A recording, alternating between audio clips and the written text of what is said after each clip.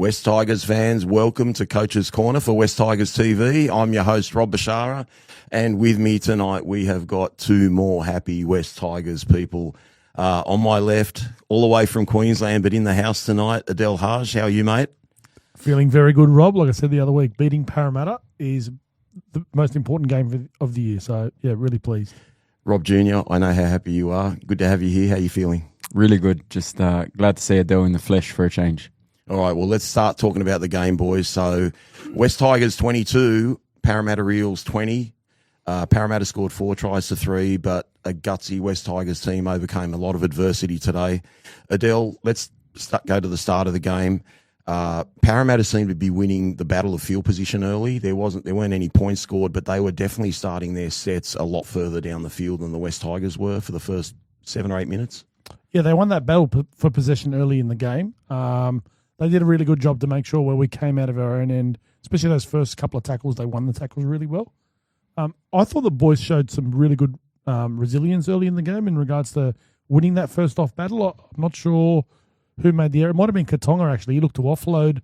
Uppy sort of batted the ball back and we got the ball and got our first opportunity, but didn't capitalise on the back of it. But, yeah, Parramatta did have the running and possession early, but I actually thought we did a good job in that first 5 minutes. Rob, I know you watched the game at home today. How did you see the opening exchanges? I was actually pretty pleased with our opening, and to be honest, I've actually been a bit pleased with it the last 2 weeks as well. I know we've started down 2 tries in the last 3 games now, but I think there's been a lot of intent when we're trying to hit them.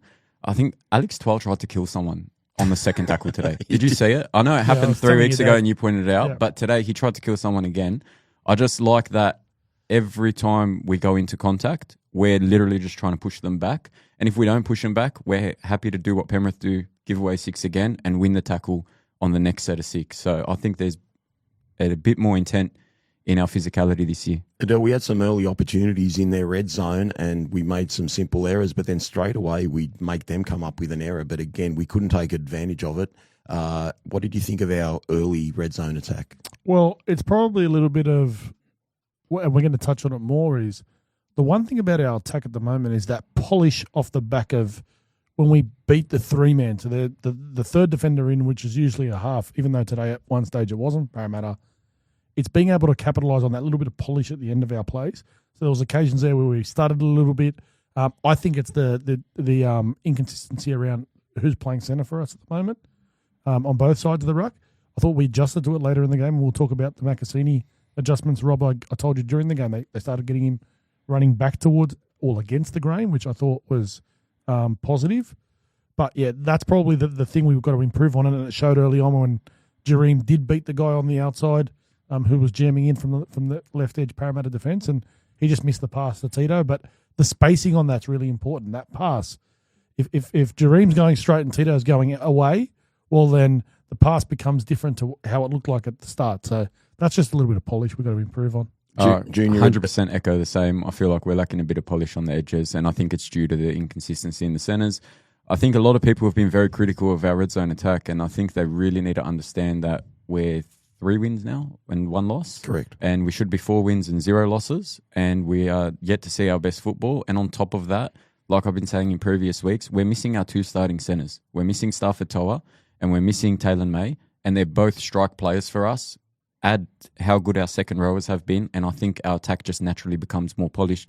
Are you seeing anything from Taruva on the edge, and then Macassini as well? I noticed I pointed out a couple of times to you last pod about Macassini overrunning lines. I didn't see much of that today, but just when we're getting Buller on that sweep shape, or even Adam, it feels like they're just going lateral rather than, are they meant to be switching, going straight up? What's meant to be happening there? No, so Tito looks uncomfortable in attack. I think defensively he's actually been really, really good. Yeah, I'm just talking red zone. Yeah, he looks uncomfortable in attack on our right edge. And the second part to it is, and it's a little bit of criticism, is both Jareem and Adam aren't the greatest ball players on the back of that sort of stuff. So they're run not first. They are both run first type of players. So it sort of means that especially Adam actually drifts a lot out. If Adam doesn't go direct, he sort of goes towards the sideline a bit too much. And then Jareem started doing it at the back end of the game. So I think that's playing a big role. I like the strategy, and Rob and I were talking about it during the game, that as soon as we identified that Moses was actually defending at centre, they gave Macassini the ball. Yeah. Saw that. And as much as that's about obviously trying to get an opportunity, it's also making Mitchell Moses defend.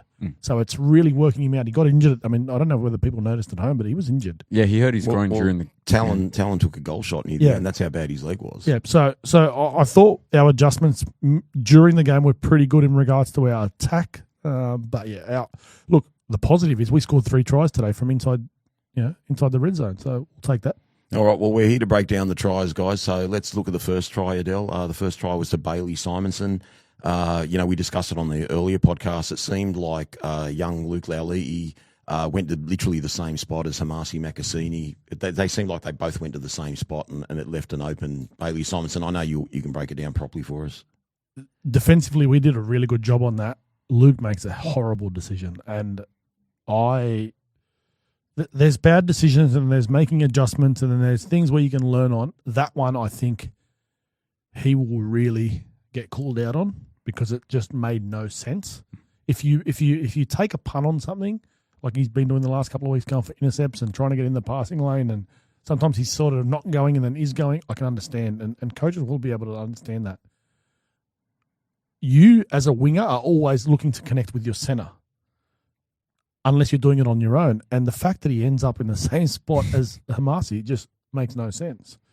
And that'll be one of those things that, for me, I still stick with him defensively, or as a left winger while the team is what it is. You're sort of starting to sit there and say to him, well, Luke, moving forward when everybody starts to come back, this is the sort of stuff that could affect your selection in the team, because I don't care what you do. You can drop the ball 100 times in a game. I actually don't really care. Defensively, you cannot make that error. We can't be structurally really good, and you come up with that decision. If they're good enough to beat us, and you're in a spot and the guy just sort of kind of beats you on the outside and there's a little bit of effort that you probably missed, we're okay with it. To make that mistake is a pretty poor one. Rob Jean, how do you see that? Yeah, I 100% agree with Adel. He almost ended up at right centre. He jammed in that hard. There was no need for it. He needed to stay out. I was actually a bit surprised with Parramatta's tactics. I thought, I've been saying it all week to you privately, I thought that they'd catch us out with the early kick a lot. They tried it once on the left edge. They did, but yeah. Against Laulii, like anyone that watches tape of when we concede tries on that left edge, Luke's very aggressive in his defensive reads. I think, Adel, you'd be able to agree with that. He's either playing an intercept or he's shooting up. And I also think that Jareem's position around the in goal when we're being attacked in the red zone isn't the greatest. I feel like he's always half a step behind in coverage. So if I was Parramatta today, if I was Jason Riles, I would have been telling them, third tackle, you see Laulii and Makasini up, kick behind the line.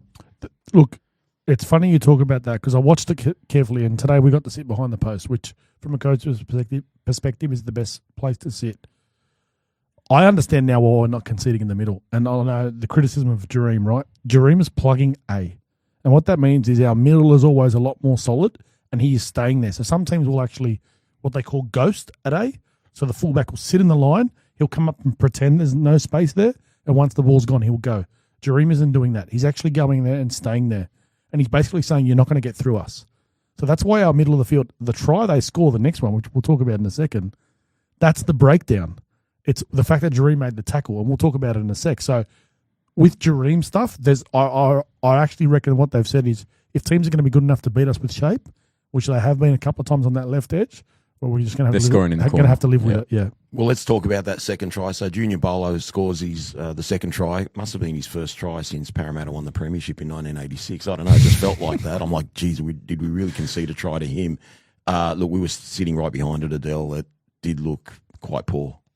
Yeah. So Jareem ends up the last bloke up on the tackle. So one thing he's done really, really well, and I watched it carefully today, is he's really good at organising us inside our 20 in regards to our middle defenders. He's very early with his communication to the guys on which side he wants them, and then he'll figure it out and get to the side that he thinks the ball's going to go to. He did that so well today.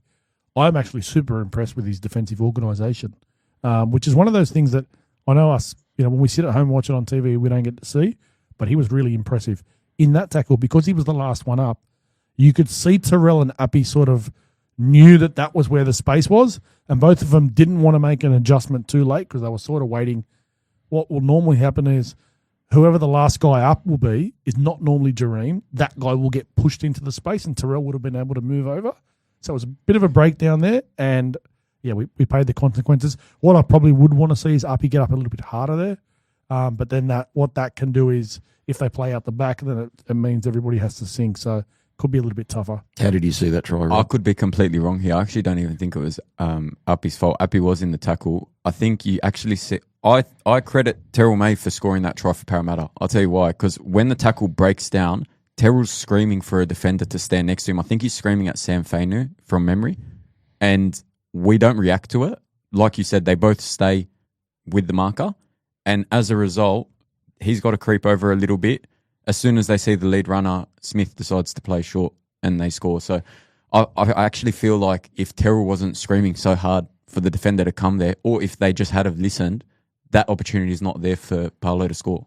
Yeah, I mean, you're not going to sort of Of course criticise the not. guy. I'm not going to criticise him for doing his job defensively. Like and he's a leader. asking, He's demanding. Yeah, but I'm a bit disappointed whether it was Appy or Fainu. I'm a bit disappointed that when your outside man is telling you come across, I would have expected one of them to listen. Adel, can especially I just from jump Terrell in there? May. So when they scored that try, you and I were sitting behind the goalpost, as you've said a number of times now. We saw Alex Twoll have a little conversation with Terrell May. Could you kind of work out, like, do you know what Alex Twoll might have suggested to Terrell May there? Could have been anything. Because it just seemed like there was a communication breakdown. It could have been anything. So it's not really one of those things you will ever know. I mean, it could have been something that happened, that set of six. A lot of the times the forwards talk about the ball control and in regards to the wrestle, so they'll talk about the communication in that sort of situation. So it realistically could have been anything. I think that they actually did the system really well. So I think that's one of the things they'll talk about when they do video is I think system-wise they did their job correctly, Junior, sorry. But they're going to try to figure out if Jareem's not in the tackle, if Jareem is the last guy up, well, then we have to react a little bit better to the guy on the outside, which was Terrell in that situation, calling our number to flip across the other side of the ruck. So one of those things they'll solve in video. All right, well, you're going to have to forgive me for not being able to do any research on these tries or even watch them again. We've literally walked straight from the ground to do this show. But knowing the man of knowledge you are, Adel, I'm sure you can talk us through our first try to Adam Dewey, who had quite a poor start to the game, in my opinion. I'm his biggest fan.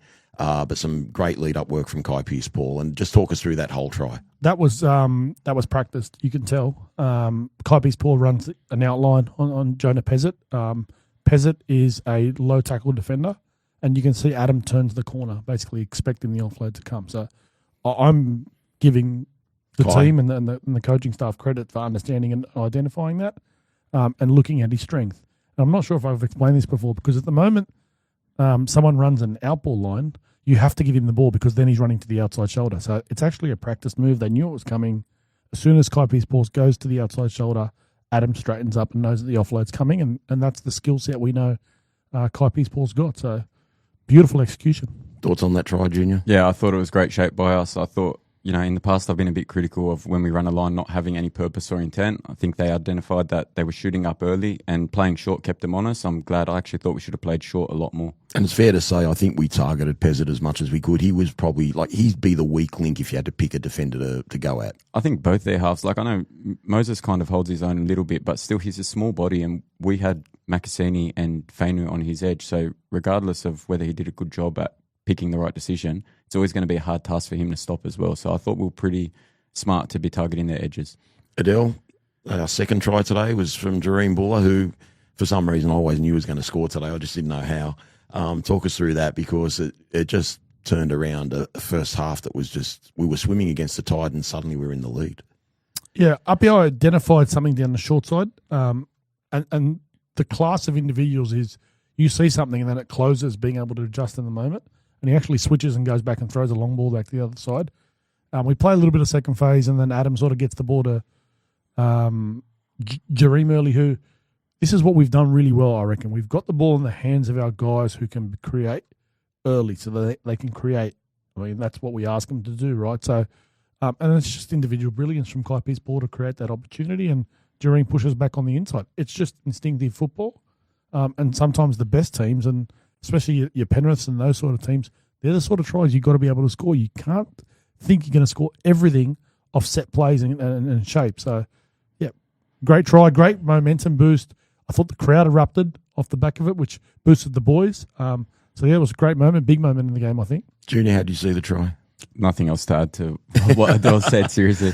Maybe I should go to you first so Adel can add right. on top of you. Look, you're good. I'm sure there were plenty of other great moments in the first half to discuss, but one I want to discuss that we did touch on in the previous podcast was, I think it was a poor pass from Adam Dewey. You can correct me if I'm wrong. It's probably Bailey Simonson that picked the ball up and nearly scored. Jack Williams. Okay, so what an outstanding chase from, and I think by the time he lost the ball over the line, we had 4 or 5 players around him, which was absolutely spectacular. I'm going to be biased here, like you do sometimes, Rob. I'm going to give credit to our high-performance staff and Peter Musa, because we've seen it, we've heard it, we've talked about it, how fit they are. They're the type of effort plays that champion teams come up with. And you're right, because I'm not sure who the first guy chasing was, but Jareem actually comes from the other side of the field, and Jack Williams, to his credit, comes bang off his right foot, and Jareem slips, so he beats him. Adam makes the first contact, which does a really good job. But the truth is, it would have been just a tackle, and they would have had a set of 6 with us scrambling. Uppy then comes over the top and hits Williams, and the ball gets knocked free.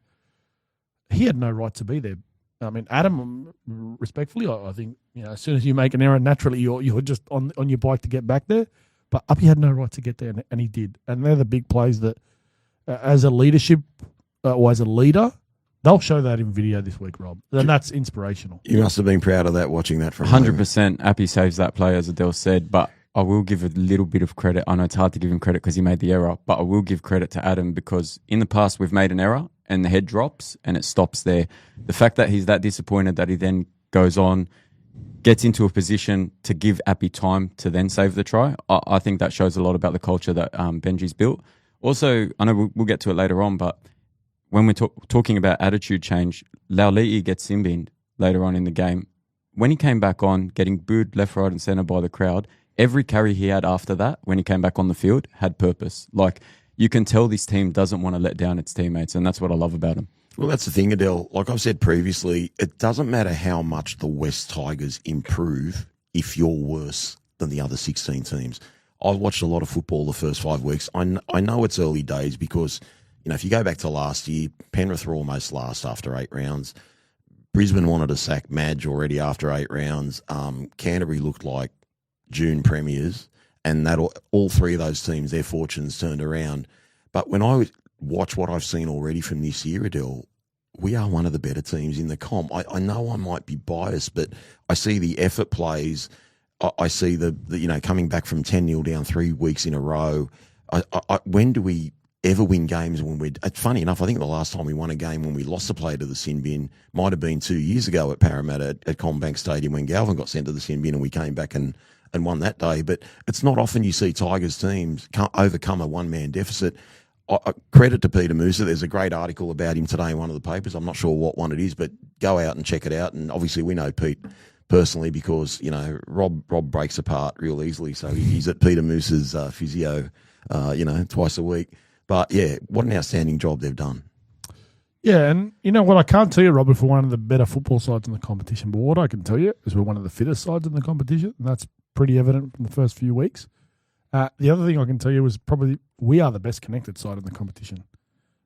You watch the warm-up, and we got the opportunity to do that today, and I said to you, Rob, their detail and their efficiency and their connectiveness around their warm-up, they look like a group that, if I'm from the outside as a coach, you want to be a part of. Well, you can see it with who got put into touch. It's our winger got put into touch. Tito. Yeah, and then Papali screams in his face straight away. First person over for the push and shove, Jareem Buller.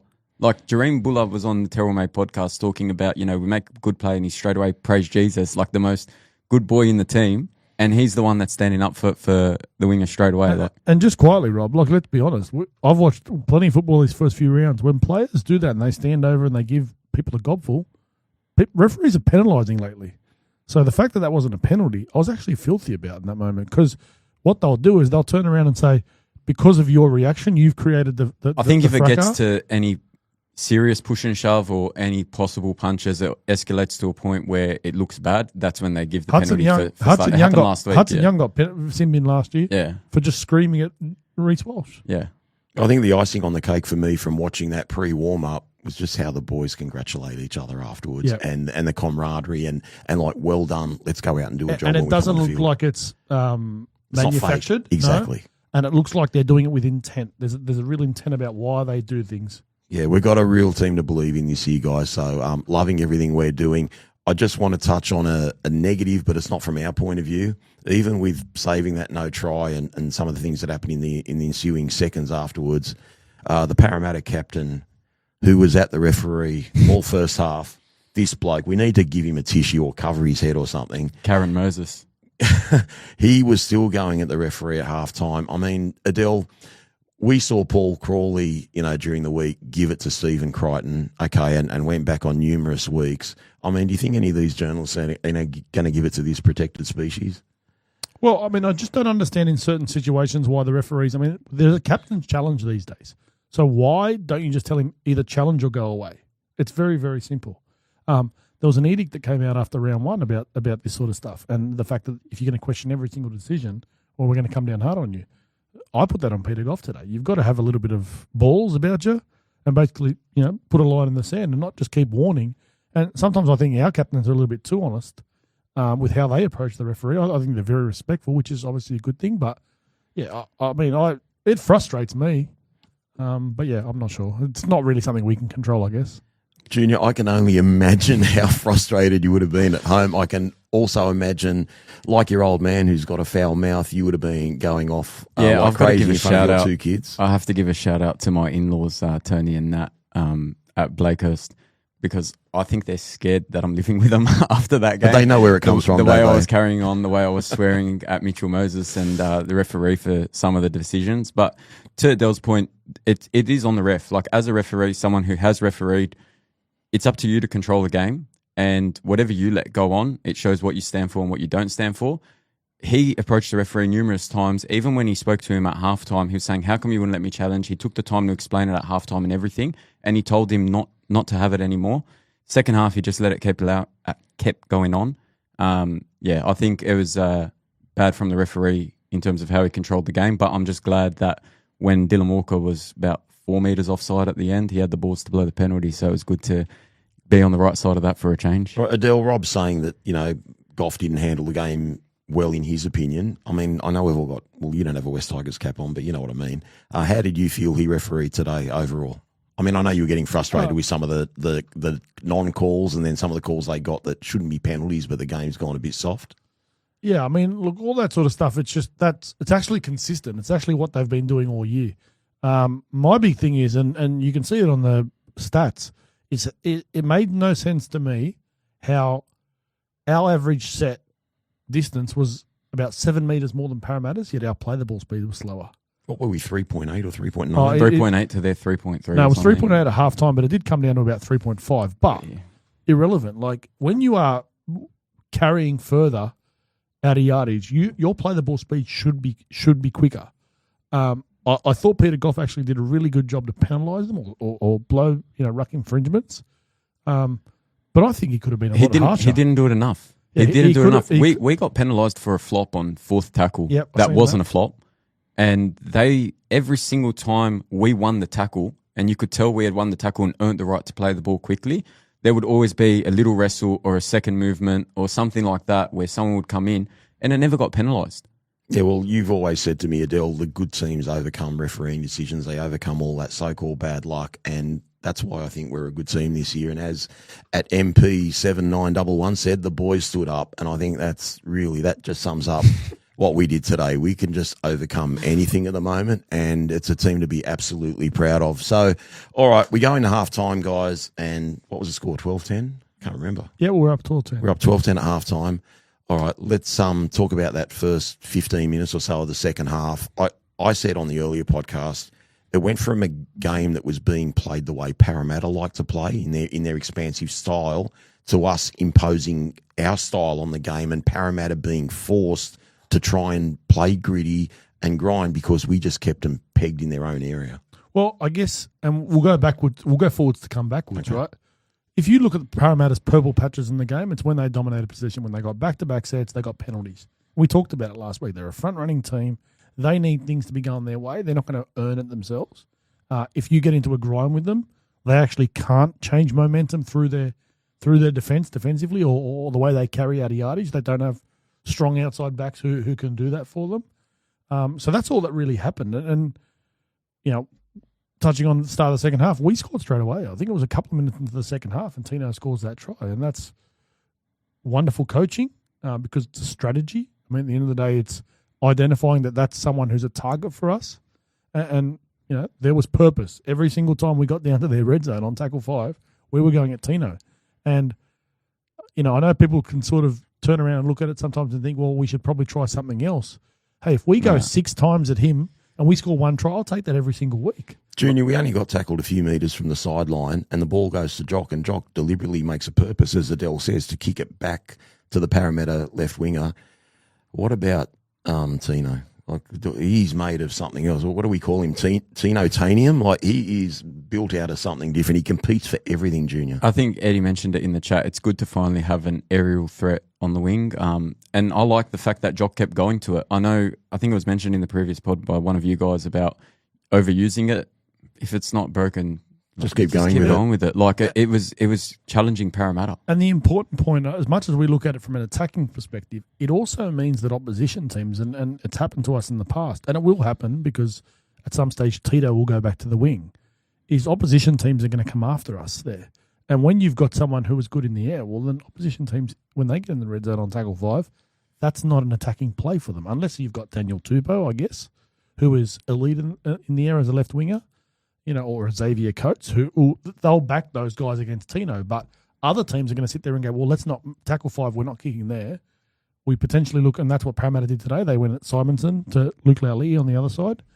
So it's a defensive thing just as much as it is an attack thing. He was that good in the air today that I genuinely believe every kick that he contested, there was some sort of escort. Whether it got awarded or not, there was some sort of escort from Adokar.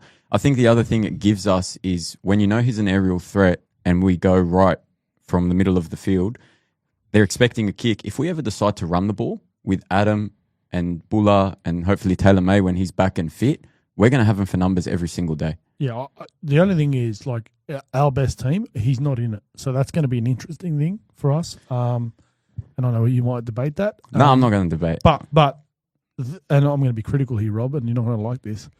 Jock needs to be better. Those kicks need to land on the winger's head.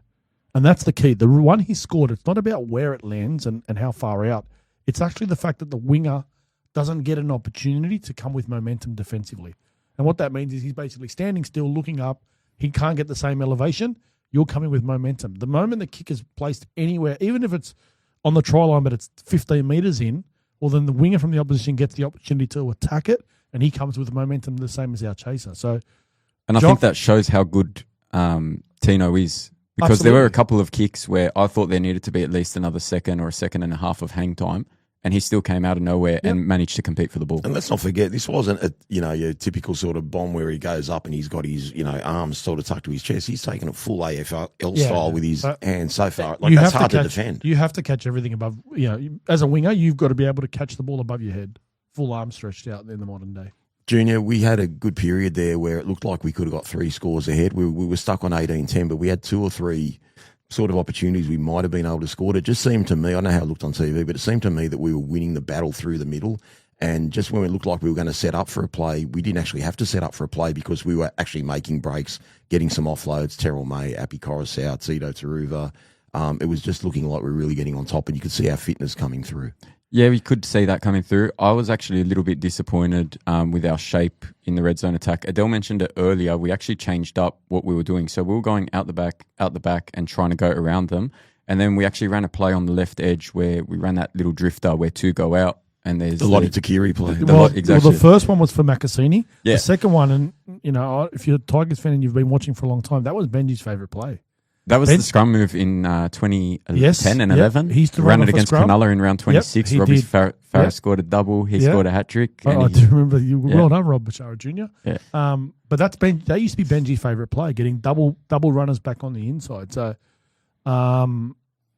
they adjusted. Surely that would have been a plan pre-game. I have a question for you about that double drifter, as they call it. It's better run off a scrum because straight away off a scrum, there's less people in the defensive line.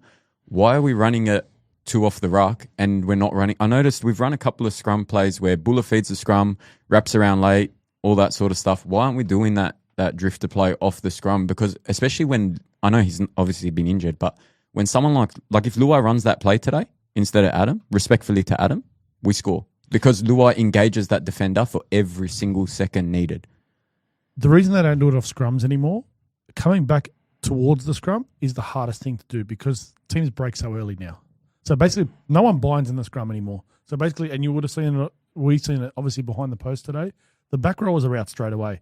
In the old days, and I'm talking in the early 2000s, when you do that, it's the guys out of the scrum and the guys coming coming from the scrum are really late to get that, so you can come back against the grain. Plus, the difference is, the ones we used to do at the scrum, there's a guy called Benji Marshall running it. 100%. But the difference is, where I disagree in that respect, is the design of the play isn't to turn it back on the inside. The first man that switches, he's meant to hold that defensive line.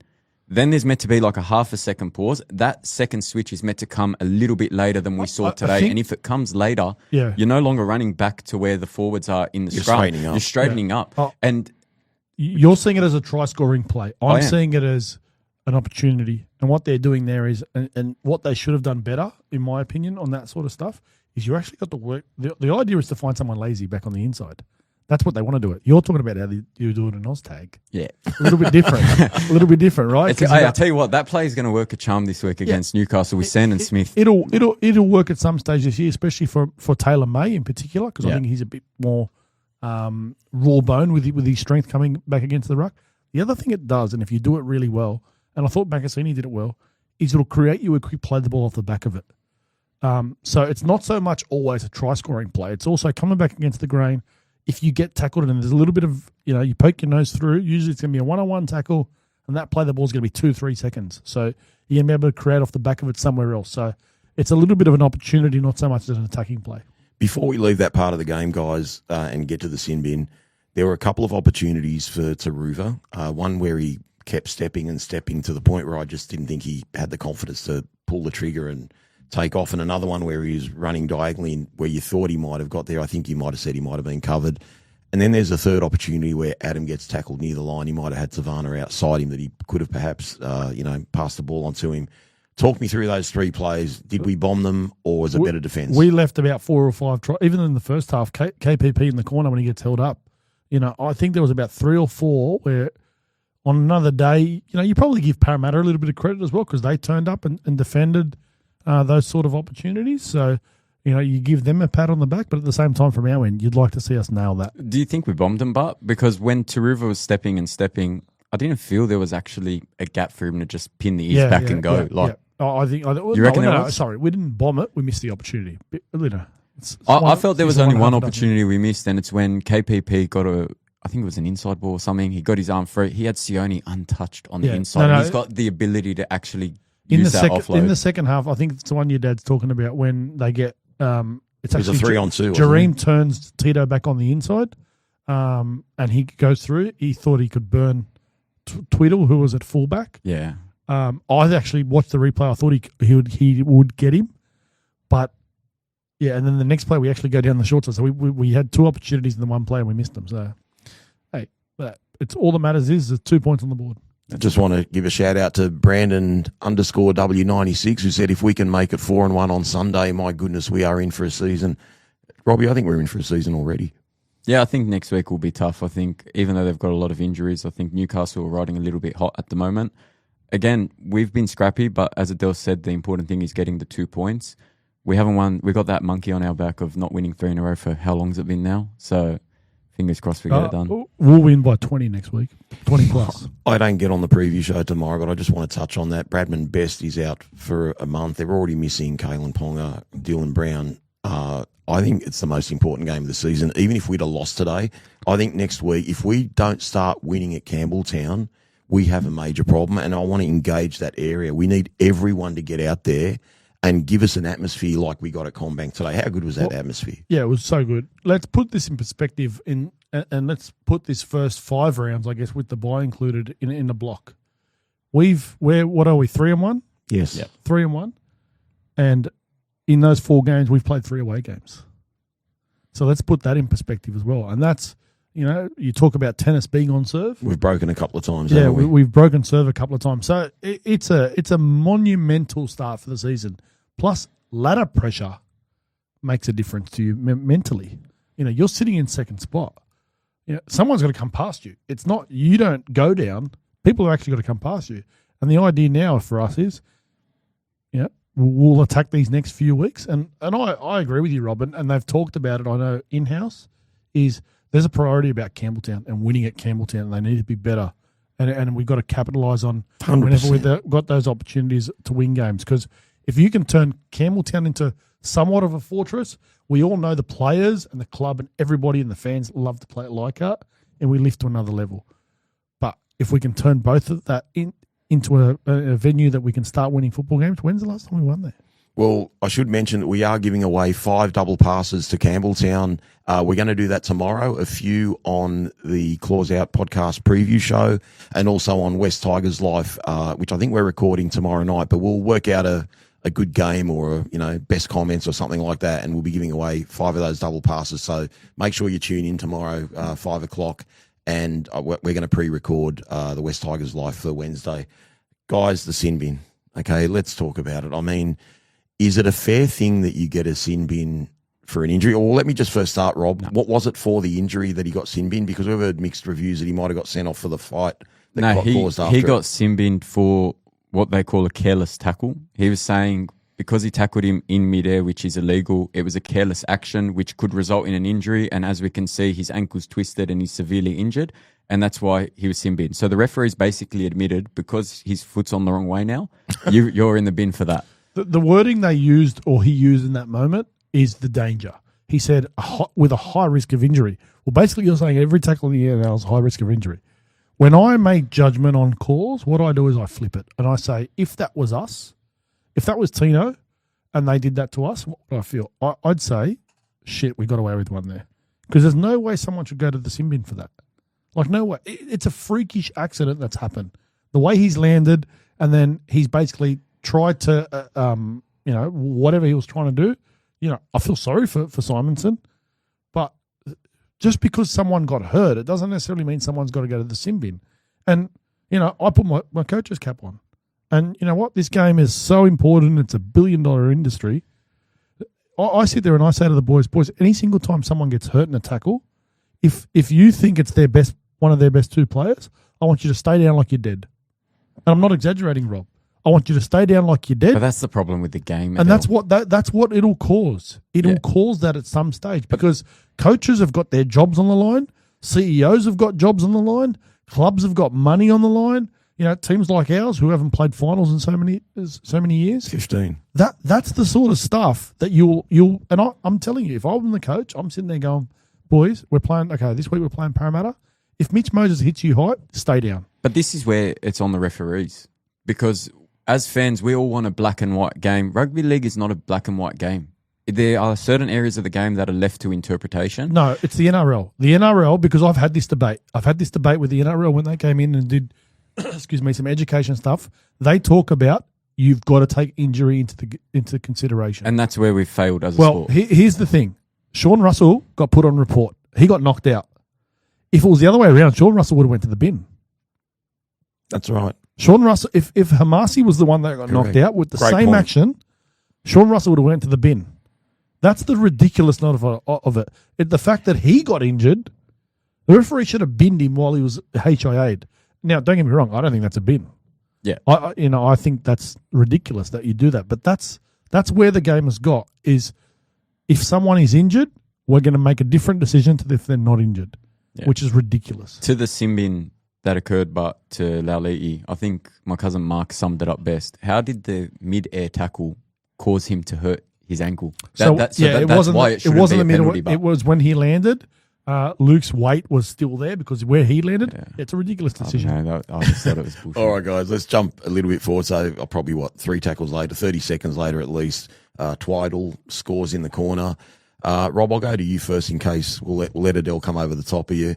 It just seemed to me, and I actually thought it was a pretty good idea. Like we got caught out a couple of times on that side, but it seemed like you know what, we're just going to drift across slowly, but as soon as they go out the back, we're just going to go full speed across with everyone moving across. Unfortunately, it didn't work and they got us twice. But talk us through that first try. I like the tactic of what we were going to do. Yeah. The thing I didn't like, and this is my only criticism of, I don't know, you'll be able to tell me if it's John Morris or Benji. I don't like Latu being on the left wing in that situation. I understand it just happened. I think that we've got enough centres and wingers in the team where there should have been a reshuffle, which they ended up, credit to the coaching staff, doing about 5 minutes later. Adam should have been defending at one centre, and then we should have had Taruva on the wing as well. Like moving across to the other side. So, but correct me if I'm wrong. What do you do as a coach here? You've just lost the winger. Parramatta is a team that only scores off shape. They're not going to beat our middle. Wouldn't you prefer that 13th person that we lost? There's no way. I'll put it this way: there's no way the coaching staff have told Latu to be the winger defensively. But he came on and went straight to the left wing. When in that situation, he was already on the field. He was already on the field. They made an adjustment, so we had 12. He was already on the field. He's then gone and filled in on the left wing. He came on later on for Tino, is maybe what you're thinking about, and he went to right centre. There's no way the coaching staff. What would have happened is as soon as the sin bins happen, they've sort of sat there and gone, well, what are we doing?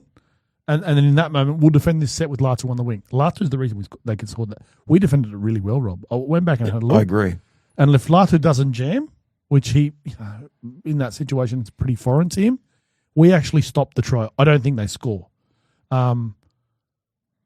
They make the adjustment, and what I'm guessing, Rob, and what would have happened was there would have been a pre-game. If Luke gets injured, this is what we're doing. But this is where I think we got it wrong, Adel. So you talk about 3-man, 2-man, and all that sort of stuff. After the sin bin, on the field, we've got Tavana, Taruva, Makasini, Jock Madden, Adam Duahi, and Latu. 3 of those guys can defend at the 6 and 7, and the other 4 guys can defend at the 2 and the 3, and the 4 and the 5. So why didn't we go Tavana one wing, Taruva the other wing, Makasini one centre, Adam Duahi the other centre, Jock Madden inside one centre, Latu inside the other centre, and sacrifice the middle forward? That's what I'm asking. We basically did that. We just did that in not the way you said, though. domino shape. We ended up with Hamasi on the left wing, which he's done. Adam defended left centre, and Latu defended left half. That's what we ended up doing. And Adel, the second try they scored in that sin bin period was very similar as well, wasn't it? Like it they stripped us. We actually, and let's go past the try, right? Because we knew it happened. 12 men. The boys did a really good job after that. In that last little bit, Adam on the left hand side in particular, what he started to do was he started to get up really high, really quick, and say, "You're not coming this way." Turn him inside. That's where I wish he was like Mitchell Moses, but Mitchell Moses defending in that situation would have ran straight into the second rower and flopped and cried for a penalty. And Adam actually, he gets hip checked as he tries to get around. On the second try, yeah. But that just shows you like what a champion he is, and he's not like that flog but on the screen. again, it's really good IQ from us to say, hey, they're coming this way. We're going to basically get up early and say, no, you can go everywhere else. Well, lucky for us, Mitchell Moses missed the first conversion. Talon De Silva missed the second conversion. We're 18 all. And then it's getting to that point where you're starting to think, with about 10 minutes to go, do we start taking an early field goal? Can we, at 18 all with 12 men, for it. We're sitting next to Rob and it's a dropout. He goes, here we go. I hope they don't go short. I would have gone long as well, but we got the ball back, so I'm not complaining. The reason you go short, there's 2 reasons, right? One is you want a contest, okay? And when you're defending, it's actually easier to defend with 12 on your try line because your fullback can actually sit in the line. You just play with no fullback. So you don't have anyone sweeping. So that's actually why you definitely always go short. Well, let me defend myself there. Para's the one team that in a set of 6 might throw 3 or 4 shots at you going side to side.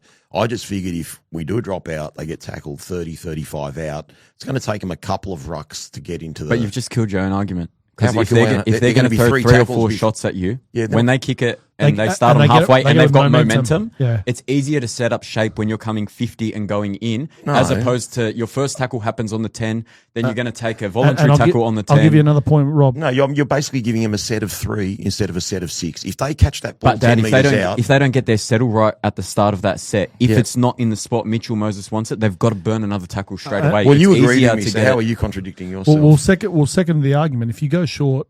Right, they catch the ball, they get tackled. That's 1. They get to then settle. That's 2. So there's 2 plays gone anyway to settle. Plus the other part is we know which side they were going. So if you go short that way, they've actually got to take probably 3 tackles to be able to shape the comeback your way. So it's the same sort of. They only get to situation. attack one side by going short, and then they've got a fifth tackle But cross. superseding all that, Now, the key is it's a contest in the top. Like it's not. They don't guarantee. You go long, they're getting the football. You go short with Samuela, Tino, Hamasi, guys that are really good in the air. Kaipi's ball. Tino's on the other side. No, but I'm saying Yeah, I because know what you Kaipi's ball is. You can go either way. It's a contest. So you always in that situation say, "I'd rather." The Jock football. got that kick right. He put that right on the spot. He also, I'm being. I know you think I'm being harsh. He also, I said to Rob, the first Parramatta try in the scrum, he's got to put the Tweedle in the grandstand there. He misses that. That's a poor miss, and they practice that a lot. In particular, the reason I call it a poor miss is they practice that so many times where the half and the back row are coming across to help, and you've got to make that tackle. is my memory failing me, or did Adam get tackled near the corner on the last tackle at 18 all with under 10 minutes to go? Yes, he did. And I think He lost the. He also, and this is again IQ, and Adam's probably our highest IQ player. He needs to know that don't force it, don't lose the ball, to make sure the tackle is 1 meter out and not an error, and they get to go 10 by 10. 10 inside, because I think we were actually a victim of our own good play there. I felt like we might have been setting up for a kick or a field goal, but then we got offload, break a tackle, offload, and we just sort of had a little bit of momentum. Parramatta have nothing out of yardage. Without a penalty or a 6 to go on late in the tackle count, they've got nothing out of yardage. So it was never going to matter, I guess, my point that I just make then was never going to matter anyway, because their outside backs have got no carries. Yeah, I've said it for years. Parramatta, I mean this respectfully, they're dog shit. They run shape, and if they don't score, like we play with a little bit of offload, second phase, we can score and create that way. Whereas they're what our fans want us to be. That's what Parramatta are. They run their shape well and they score a lot of kicks. But yeah, I'm convinced if we didn't have a sim bin, that they would have been on 10 and that's it. There was a little message there from Marissa S 2005 saying, "G up, Junior." Any relation, mate? Don't know her. Don't know. You get in trouble when you get home for that. Can I read that point, Rob? Yeah, of course you can. Someone says, last time I say it, I promise Luke will cost us a game. Can't fathom he's in front of Skelton. Well, let's call it. It's at Paul Paradoxia. I'm going to. Skelton cost us the game against Souths. Like, I think we are. But we have to be better, though. We have to be better in those 100%. situations. Luke Lowley is better than Jarrell Skelton. I'm going to say it. There you go. I'm not agreeing with you there. I understand. And I know he had a shocker against South. I think he's much better than Jarrell Skelton. All right, well, let's get on to the controversial penalty that got Parramatta into the lead. So, look, we tied down Mitch Moses pretty much all game from his running game. And then, sure enough, he makes a break. Appy does a magnificent ankle tap, which probably saves a try, boys. I'll go to you first, Junior. How did you see that whole play and then the penalty? And then I'll go to Adel. I thought Appy saved the try. The penalty, in my opinion, just shows what's wrong with rugby league in general. We ended up getting a high tackle penalty to level it up, which I didn't think was a high tackle either. But the difference is, I don't even think Sione, correct me if I'm wrong, I don't think Sione complained about a penalty. We just got it. Whereas this cat decided to pretend he was an Italian soccer player. What I think happened there, Rob, is they've gone to the video ref, who was Ashley Klein, who we know, Parramatta guy, Parramatta rugby league referee, having a crack here. And he loves to get involved in the game. Anytime he goes to him, he loves screwing us too, doesn't he? Yeah. And I actually think Peter Goff goes, "Oh, geez, I can't believe that happened." And the first opportunity he gets, he goes, "No, I have referees are human." He would have looked at that and gone, "Geez, I can't believe we're giving a penalty for this." What I don't understand is it used to be it had to be a reportable offence. Now it's just What was the challenge? it was. Yeah, it doesn't matter. Still have to be a reportable offence. To get a penalty. Because the reality is, remember it happened a couple of years ago against the Warriors? You're right. Again, put my coach's hat on, Rob. If the game is 18-0 from now on, it's very simple because of the way they've created the rules. No. So, mate, Alex Seyfarth, I need you to run, and as you get close to the line, dip your head straight into their shoulder. River does it every tackle anyway. Stay down. Because guess what? It's the moment then it goes to the video ref, it's contact to the head. Yeah. All right, well, look, that makes it 20-18. The difference this year for me is I said we can still win this. And to their credit, they went for a short kick-off to try and get the ball back. And again, that man, Samuel Afenu, takes the ball. What a player, man. Yeah, great kick-off, great play. And then a couple of tackles later, we get it. And it wasn't the easiest. I don't think that's the sort of spot you get much practice for penalty goals. Like it was sort of 30 out, Gutho 5 missed metres from left there of the against post. us. Thank And you. I think Luke Burt might have missed in 2010 against us from there as well. Didn't Jared Croker miss as well? For Oh, Canberra? yeah, in the In Canberra, semi-final. yeah, from the same sort of spot. He was down in Canberra. Yeah, some great moments in West Tigers history right there. But credit to Jock, because he's not a big kicker of the ball either. So I think Adam came up to him and asked him, I think he do you did have too. this? I think he did too. 'Cause I don't know if he said, do you have this or you've got this? Yeah. I don't know if he's giving him encouragement or asking, hey, you want me to be the hero here?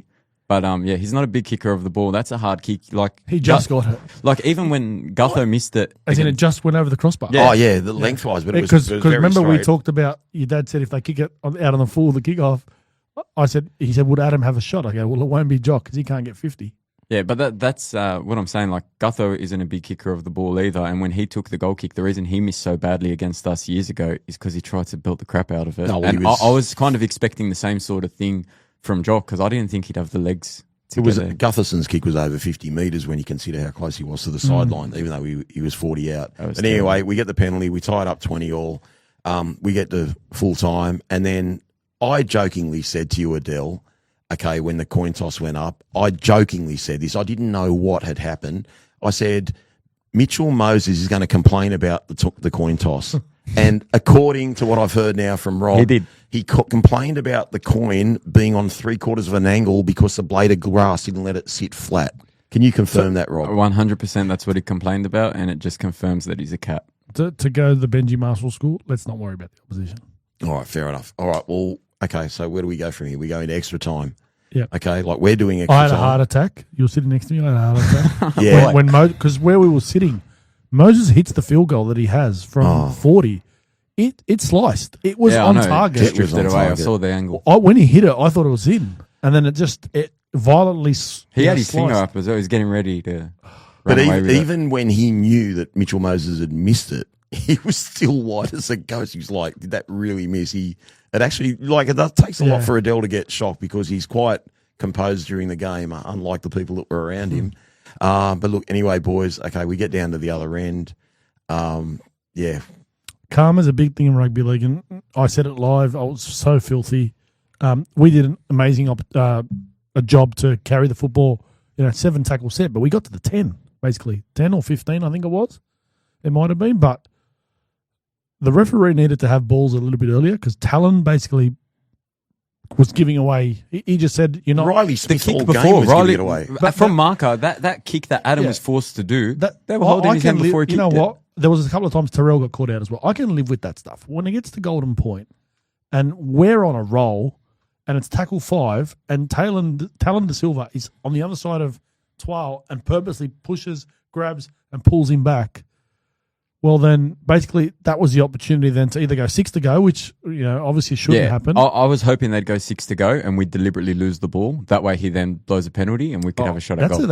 I like that, Rob. I don't know why teams don't do it Yeah. because as soon as you see 6 to go for ruck infringement, drop the ball. If Sorry. no, but you know what will happen? The NRL will say if you do that, you can't. But until someone does it, they won't change it. So I agree with you. I think the irony from watching the game behind the goalpost, Adel, you could literally see every single play the ball. Both teams, the markers are never square. They've got to do something about that rule. That's what I was going to say as well. And I hope someone from the West Tigers is watching this because, like you said about me saying drop the ball, if we missed a shot at goal, I want to challenge straight away. If we've got a challenge, I want to challenge. I want Appy to go up and say, I want to challenge that call. And he goes, what are you challenging? And They're say, I'm offside. challenging the fact that they're offside. Well, the ironic thing about that, and this is where it's important, right? If Adam kicks that and Jack Williams catches it, we can't challenge. Whereas if you kick it dead, you can actually challenge it. So Did you see what Mitchell Moses tried to do in regular time when he kicked a 55-metre field goal attempt? Did you see what he did? No. He waited and waited and Yeah, to try and waited get his leg hit. Terrell May to get closer so he could get his leg taken out, so that way he gets a penalty where the ball lands. The guy is an absolute cat. Well, it's not where the ball lands. It's actually 10 metres out right in front on the field. Well, goal. there you go. It's changed. All right, guys, let's get into the best players of the. Well, look, just tell me about. You're not going to give a million players a quarter of a point each or anything tonight. I'm giving one player 6 points this week, Rob. You're giving one player 6 points No, this week. I'm not. But Okay. Well, it's funny. You did tell me Jock Baden's not in your best 6, which I find ridiculous. But I want to know your best 6 players for tonight. Best 6. First of all, when I say that, I don't say he was not one of our better players. He was but we our had, best. Okay, I disagree. Okay. Api Coruscant was our best player. And I think you got to flip the game into. The thing is, and I heard the previous podcast, You're rating that off the back of his defence because you came here. His all-round game. Hang on. You came here expecting him to be bombarded, and he did his job, which he's supposed to contain players defensively. So he exceeded your expectation. But Correct. as a half, you've got to be able to do that job. But not many halves can tackle like that. In first grade, yes, you Yeah. do. You need to be able to. Mate, Jerome Luai will miss 5 or 6 tackles a game, and he's one of our best players. I'm not disagreeing with you. What I'm saying is he still wasn't the reason. I mean, obviously, his goal kicking was absolutely elite. But anyways, let's not make this about Jock Madden. Let's make it about the guys that I think impacted us winning the football game more than anybody else. Who are they? That guy. I had Jock. He was our best player, but the way I hear Benji talking about the style of football we play. The style of football we're trying to play needs to be thrown out the window the moment we get fast play the balls in the middle of the field. It was evident to me sitting there watching the game that everything should have come off the back of just us penetrating that middle of the field and letting him run amok. Both halves, Adam and Jock, should have just turned up inside the middle of the field and just kept pushing with support play off the back of it. The way our football is being played, especially with our yardage stuff, we've got to play a little bit more around him. That's my opinion, obviously. So he was my 3 points.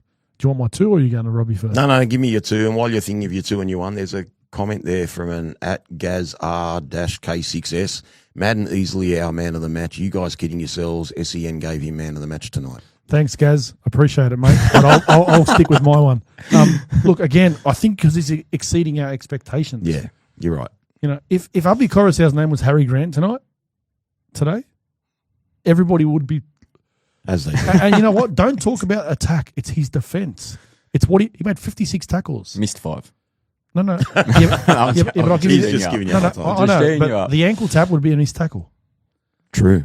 The ankle tap would be a missed tackle. There you go. There's an example All right, why that stat is ridiculous. I think Kai Pearce-Paul gets 2 for me. He was absolutely outstanding on the right edge for us. And 1 point for me, I give to Royce Hunt off the bench. Yeah. I think he made a big impact for us. Yeah. And sometimes you worry about quantity. You want to look at the quality. And the quality of what he was able to do for us when he carried the football was outstanding. Junior, your 3, 2, 1. Yeah, I pretty much had the same. I got Kai Pearce-Paul as 3. I had Appy as 2, and I had Royce Hunt for 1. And I was thinking on the way over here, how can I give points to a bloke that played 23 minutes? But like Adel said, every minute he was on the field, you could tell he made a difference for us. Well, you're not alone because Steve Stratton gave him 1 or 2 points on the previous show as well. Guys, let's touch on Benji before we call it a wrap. Have you heard his presser or have you heard his presser, Rob? Because I haven't heard anything, obviously, coming straight here. What did he have to say? And he talk us through clarified the Luai. Luai made a comment to Cooper Cronk before the game when he asked when he'll be back, and he said, fingers crossed I'll be back next week. Benji's basically said that's probably not going to happen. He said if it was up to Luai, he'd want to play next week. He goes, but I highly doubt that we're going to be able to clear him to play next week.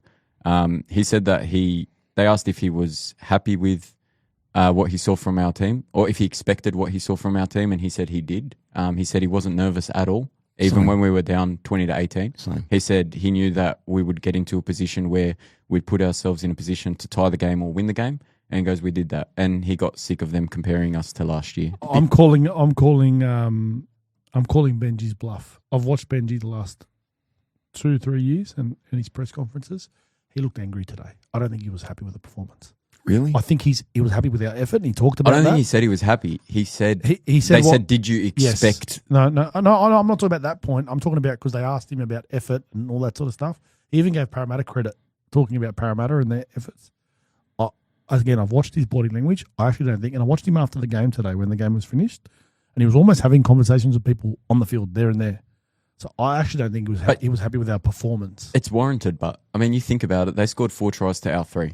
We won because they missed goal kicks. We're usually a team that loses because of missing goal kicks. Yeah.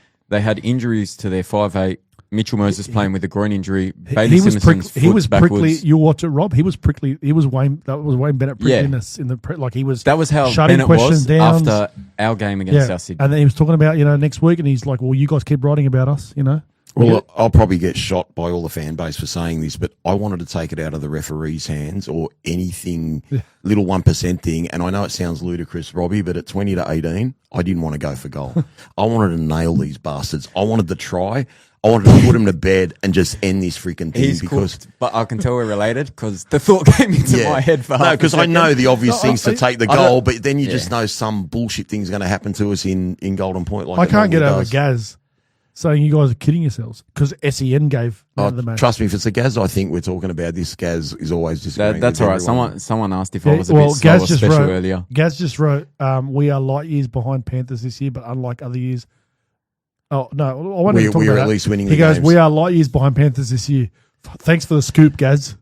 Everyone's behind the Panthers, seriously. They haven't won a game by less than 20 points this year, the Penrith. They're going gangbusters. Boys, before we wrap it up, and I give a plug to a couple of shows, is there anything I have forgotten to mention that you guys would like to mention? Any other points on the game? Any other points on the players? We've given a shout out to the coach. We've given even a shout out to Peter Musa. We've given a shout out to all the players. Anything that you want to touch on or mention? Nothing. I want to touch on Luke Lally. I thought he reacted really well to the sin bin. I thought he played well. Forget the errors. Yeah. I know we talk about the errors and we focus on him. I thought his carries, he was our leading run getter throughout the game. I thought he was really good. And that guy, number 1. Junior? Nothing to add. You're all good. All right, guys. Well, thank you for joining us on 2 special episodes of Claws Out podcast coming to you from Mic'd Up Studios. Thank you to Daniel Hanna for having us here tonight. It's going to be a big week. I've said it numerous times. Get your asses to Campbelltown this week. Your team needs you. You've got a team worthy of following this year and believing in. We're so ecstatic. I hope you guys have a great week. Join us tomorrow at 5 o'clock live, where Adel will be joined by Gary, Steve, and Eddie to preview the clash with the Knights. And as I said, we'll be coming to you on Wednesday night with West Tigers Live. We'll probably be recording that on Tuesday. And we're giving away 5 double passes, courtesy of the West Tigers. Thank you for Ben to getting in contact with us and giving us that opportunity. So we'll be giving away 5 double passes tomorrow and Wednesday. Have a great week, everyone. You got a bloody good team to follow this year, and it's about time. It's been 15 years too long. Go the West Tigers.